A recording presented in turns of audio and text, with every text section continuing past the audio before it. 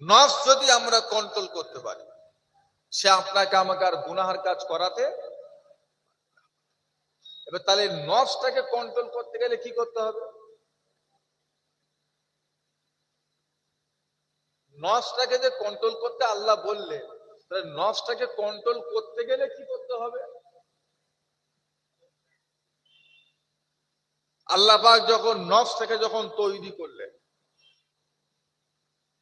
সর্বপ্রথম আল্লাহ পাক নফসটাকে যখন তৈরি করে যখন রাখলেন, খায় দায় আনন্দে, হ্যাঁ খুশিতে থাকে, একদিন আল্লাহ পাক একটা ফেরেশতাকে পাঠালেন, যাও নফসটাকে গিয়ে জিজ্ঞাসা করে এসো যে আল্লাহ কে। নফসটাকে জিজ্ঞাসা করো আল্লাহ কে। ফেরেশতারা গিয়ে নফসটাকে গিয়ে বলছে, এই নফস আল্লাহ কে, আল্লাহটা কে? নফস তখন উত্তর দিয়েছিল, আল্লাহ আল্লাহ আমি আমি। ফেরেশতা এসে বলছে, আল্লাহ পাক নফস তো আপনাকে মানে না, নফস তো আপনাকে অস্বীকার করছে। নফস বলছে আল্লাহ আল্লাহ আমি আমি, তা আপনাকে মানতেই চাই না। এত বড় কথা? বলছে হ্যাঁ। এই আজ থেকে নফসের খাওয়া বন্ধ করে দাও, আজ থেকে নফসের খাওয়া বন্ধ, কিচ্ছু খেতে দেবে না। সারা দিন রাত নফস শুকিয়ে। পরের দিনে আল্লাহ পাক আবার ফেরেশতাকে ডেকে বললেন, যাও আজকে একবার গিয়ে জিজ্ঞাসা করে এসো তো যে আল্লাহটা কে। ফেরেশতা গিয়ে বলছে, নফস আল্লাহ কে? নফস উত্তর দিয়েছিল, আল্লাহ আল্লাহ আমি আমি। আল্লাহ আবার কে? ফেরেশতা এসে বলছে, আল্লাহ পাক আজও একই কথা বলছে, আল্লাহ আল্লাহ আমি আমি।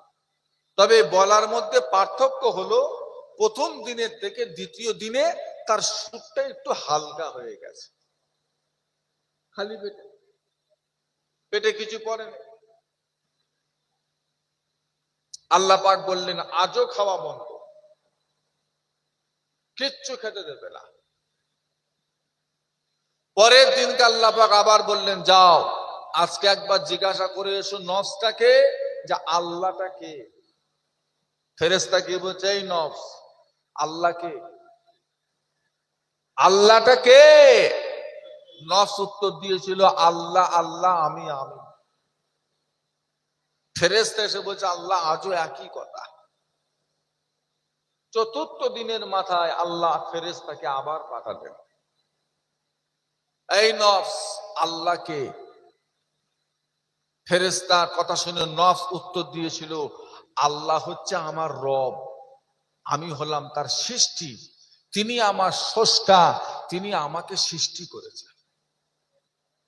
কদিন শুকাবার পর মেনেছে?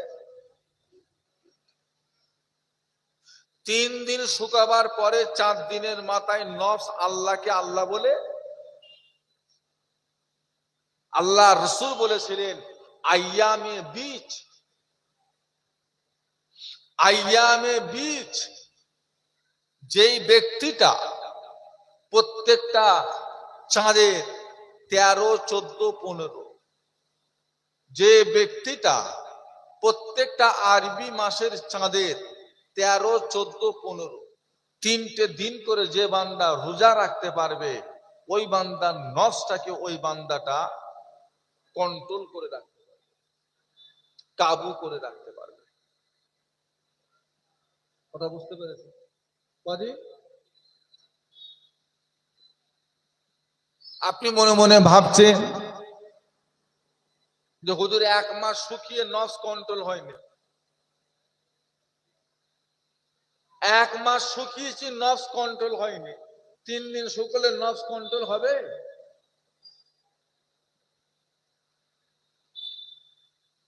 আমরা তো 1 মাস রোজা রেখেছি, নফস কন্ট্রোল হয়েছে? হয়েছে? 3 দিনে হবে? তার মানে কি, যেভাবে রোজা রাখার দরকার ছিল আমাদের, আমরা সেইভাবে রোজা রাখতে পারি। রোজা রাখা মানে শুধু শুকানো নয়,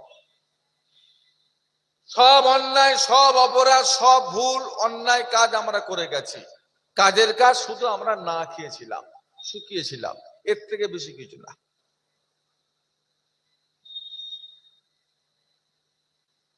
আবার রোজা রেখেছি মাগরিবের আজানের অপেক্ষায়।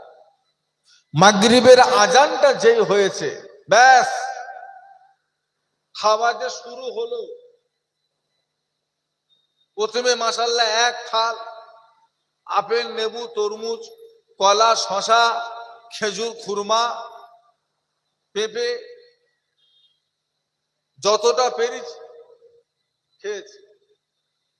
তাড়াতাড়ি করে এসে মাগরিবের নামাজটা পড়েছি। মাগরিবের নামাজ পড়ে ঘরে গিয়ে আবার এক গামলা মুড়ি নিয়ে বসেছে আর তেলে ভাজা, আবার খেয়েছে। আবার বাজারে গিয়ে আবার হালিম কিনে খেয়েছে, বিরিয়ানি খেয়েছে, নিহারি খেয়েছে, ফাস্টফুড এটা ওটা খেয়েছে। আবার তারাবির নামাজ পড়ে ঘরে এসে আবার গরম ভাত খেয়েছে। হ্যাঁ, রোজা না রাখলে কবার খায়, আর এই রোজা রেখে কবার খাচ্ছে। রোজা না রাখলে আমরা দিনে কবার খাই, আর রোজা রেখে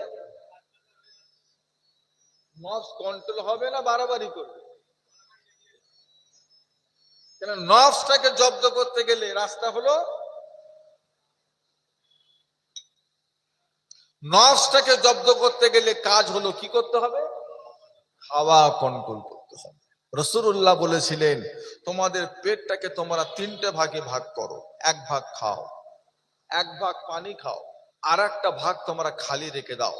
তোমাদের শরীরে ক্লান্তও আসবে না, তোমরা দুর্বলও হবে না, অলসতাও আসবে না। তোমাদের নফস তোমাদের উপরে বাড়াবাড়ি করতে পারবে। আমরা কি এই নিয়ম মেনে চলি?